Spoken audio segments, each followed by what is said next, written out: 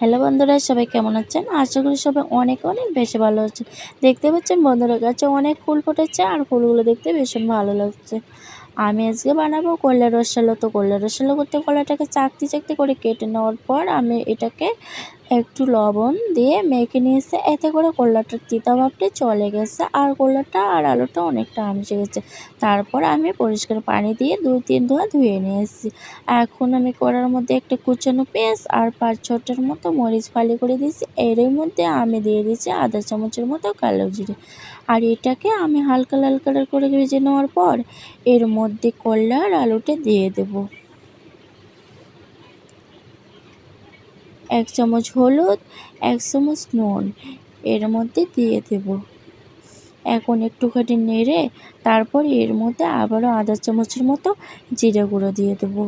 জিরে গুঁড়ো দেওয়ার পর 2 কাপ পানি দিয়ে আবারও নেড়ে আমি ঢাকনা দিয়ে দিয়েছি। আবার বেশ কিছুক্ষণ তো বন্ধুরা আবারও আমি একটুখানি নেড়েচেড়ে তারপর আমি ঢাকনাটা দিয়ে দেব। তো বন্ধুরা আগের ভিডিওগুলোতে আমার অনেক কপিরাইট এসেছে, এই জন্য আমি ভিডিওগুলো ডিলিট করতে বাধ্য হয়েছি। আর আমার সঙ্গে থাকবেন। এখন আমি আমার নিজের ভয়েস দিয়ে আমি কিন্তু এই ভিডিওগুলো করতেছি। তো বন্ধুরা আমার গান দেওয়ার কারণে ভিডিওগুলোতে কিন্তু কপিরাইট এসেছে।